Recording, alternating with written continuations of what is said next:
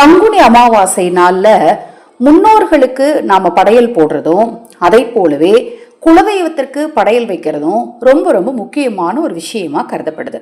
பங்குனி அமாவாசையில மட்டும் இல்லைங்க, எல்லா அமாவாசையிலுமே எப்படி தர்ப்பணம் ரொம்ப முக்கியமான ஒரு விஷயமாக கருதப்படுகிறதோ அதை போலவே படையல் உங்களால என்ன முடியுமோ அவங்களுக்கு பிடிச்சதெல்லாம் செய்ய முடிஞ்சுன்னா செஞ்சு வைங்க. இல்லை அப்படின்னா உங்களால் என்ன முடியுமோ அதை மட்டுமாவது செய்து நீங்கள் படையலாக கண்டிப்பாக வைக்கணும்.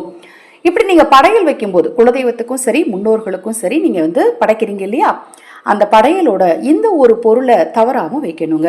18/3/2026 பங்குனி மாதத்தின் 4ஆம் நாள் புதன்கிழமையில அமாவாசை. நாளைய தினம் வரக்கூடிய இந்த அமாவாசை நாளில் அக்ஷயபாத்திரம் உணவளிக்கும் திட்டத்தின் மூலம் ஆதரவற்றவர்களுக்கு உணவளிக்க முன்வாருங்கள்.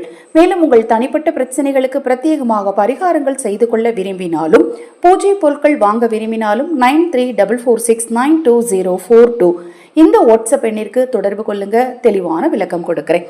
இந்த நாளில் நம்ம படையல் வைக்கணும் இல்லையா, இந்த படையலோட பார்த்தீங்க அப்படின்னா ஒரு சிறிய கிண்ணம் எடுத்துக்கோங்க. அந்த கிண்ணத்தில் பொட்டுக்கடலை அப்படின்னு சொல்கிறோம் இல்லையா, அந்த பொட்டுக்கடலை ஒரு கை எடுக்கணும். அவல் இருக்கு இல்லையா, வெள்ளை அவலாக இருந்தாலும் சரி சம்பா அவலாக இருந்தாலும் சரி, அந்த அவல் கொஞ்சம் எடுத்துக்கோங்க. அடுத்தது பொரி கொஞ்சம் எடுத்துக்கோங்க. அதில் வெள்ளத்தை தட்டி கொஞ்சம் போட்டு மிக்ஸ் பண்ணி அதை நீங்கள் பூஜையில் வச்சு வழிபாடு செய்யணும். அது கூடவே இளநீர் வச்சிங்கன்னா இன்னும் கூடுதல் சிறப்பு. ஏன்னா நான் எல்லா பதிவுலையும் சொல்லுவேன், இளநீர் வைக்கிறது ரொம்ப ரொம்ப நல்லது. இந்த இளநீரோட இந்த பொருளையும் நீங்கள் வைக்கும் போது உங்கள் வீட்டில் குலதெய்வம் நிரந்தரமாக குடியிருக்கும்.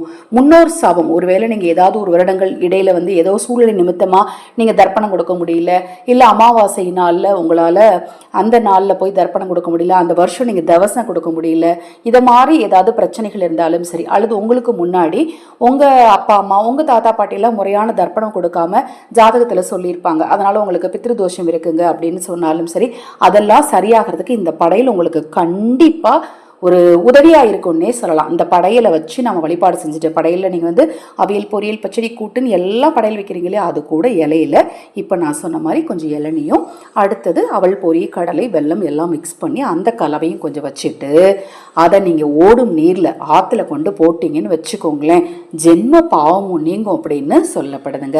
அடுத்த கேள்வி, எங்கள் வீட்டுக்கு பக்கத்தில் நீங்கள் சொல்கிற மாதிரி நீரோடைகள்லாம் இல்லைங்க, நீர்நிலைகள் இல்லைங்க, நாங்கள் என்ன பண்ணுறது அப்படின்னா பறவைகளுக்கு உணவாக போட்டுருங்க அல்லது ஏதாவது விருட்சத்துக்கு அடியில் கொண்டு போய் போட்டுருங்க, தவறு கிடையாது.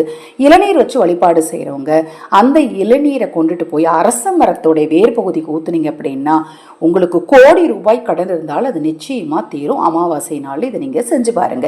இப்போ நான் சொன்ன தகவல் உங்களுக்கு ஏதாவது சந்தேகம் இருந்தால் வாட்ஸ்அப்பில் கேளுங்க. நான் சொன்ன இந்த தகவல் எளிமையானதாகவும் மிகவும் பயனுள்ளதாகவும் இருக்கும் அப்படின்னு நீங்கள் நினச்சிங்கன்னா லைக் பண்ணுங்க, உங்கள் நண்பர்களுக்கும் அவர்களுக்கும் தவறாமல் ஷேர் பண்ணுங்க. ஹரஹர சங்கர ஜெய ஜெயசங்கர மகாபெரிவா திருவடி பாதம். சரணம் சரணம். நல்லதே நடக்கட்டும்.